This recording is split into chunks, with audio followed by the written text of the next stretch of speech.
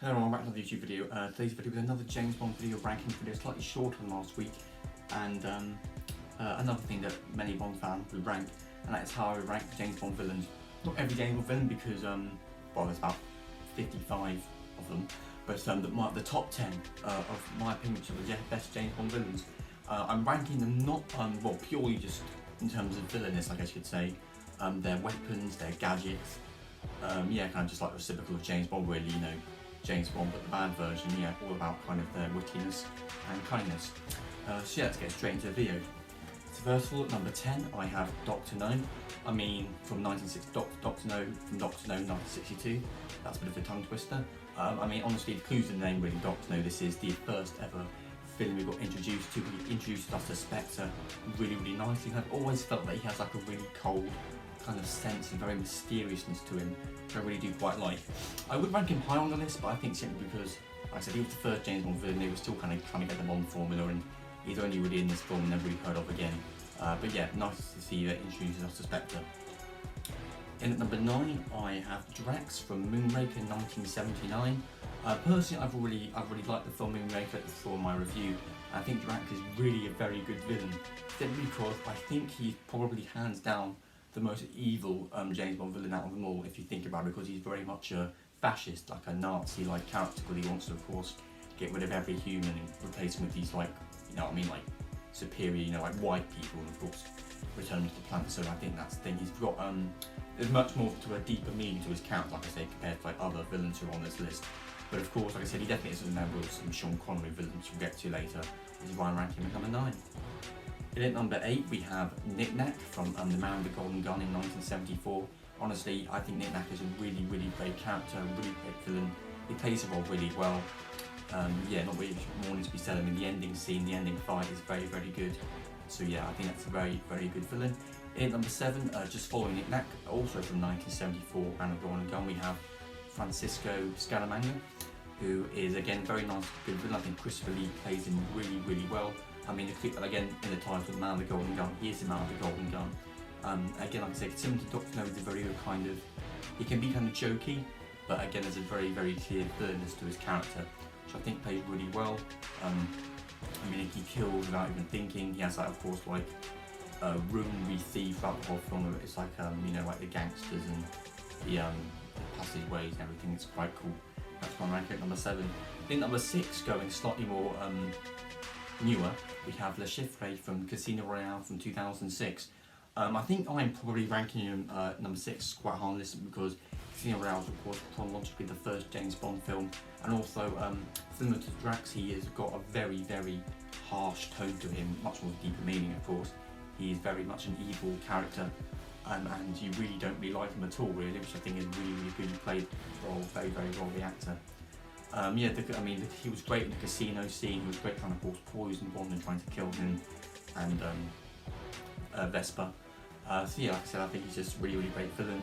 Nice to see, you know, the new era of Bond still carrying on that villain, because of course many people consider Daniel Craig Bond as a whole kind of like a prequel or slightly different universe like to all the other James Bonds. I think he's done that really, really well.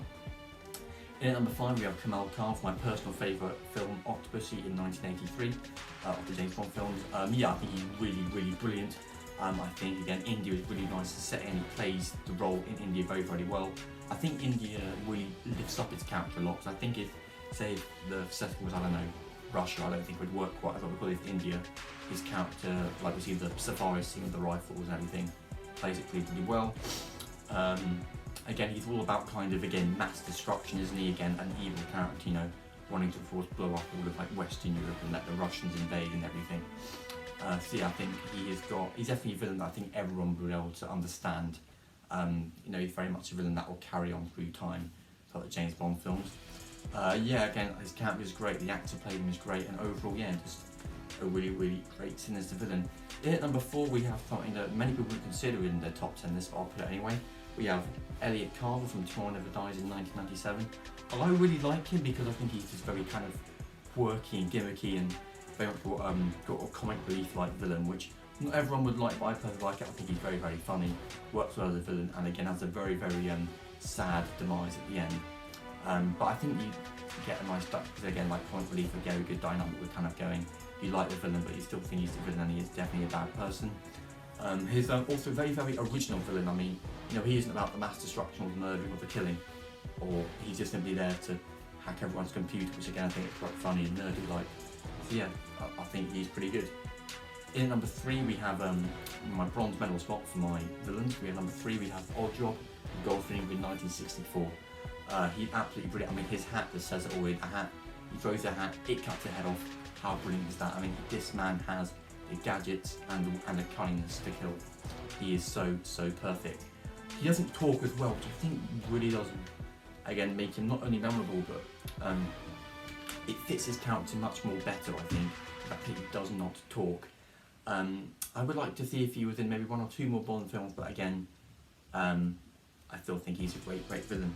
In number 2 of my silver medal spot, we have Jaws from both 1977 and 1979.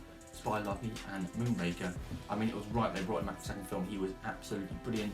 Again, the metal teeth, a great little quirky gadget he's got there. Again, he doesn't talk until the very end of Moonraker, but that, I will accept that. Yeah, very sinister. He's very strong. He just simply knows what he's doing, really, doesn't he? Very much kind of like rogue villain. Similar to like James Bond likes to kill, but again, like, you know, reciprocal, the opposite. He's like the bad. So yeah, just a great villain really. And I think when you think of James Bond, even if you don't know James Bond at all, Jaws is the person you would probably first go to in terms of name a James Bond villain. However, in at number 1 spot, rather predictably, we have Blofeld from every James Bond movie really, apart from the Roger Moore ones. And the ones in the 80s and 90s. He is just the perfect villain really. He's absolutely phenomenal. The core of Spectre, the core of like everything James Bond hates, it's got to be Blofeld. I mean, I think he's honestly the best villain ever. He only got his cat, who of course play the villains themselves. So he's like, that's what makes him not really a villain, because he's built up over all these other villains. It really enhances like capability of being evil. Again, he's got like the eye. We always remember him with the eye. The cat, I feel like I already said. And the fact that he just never ever seems to die, really, does he? He always comes back. Yeah, it's kind of funny now. James Bond has died in the film, but not Blofeld. Now, No Time to Die has come out, which is quite interesting. Like I said, he'll always come back. That's the thing I think makes him the best villain. The fact that he always comes back, he always has a plan, and he's always there to just try and get James Bond and be a bit evil. So yeah, I hope you enjoyed that video, guys. My ranking of all my personal favourite top 10 James Bond villains. Yeah, like I said, hope you enjoyed the video. And yeah, I will see you in my next YouTube video. Goodbye.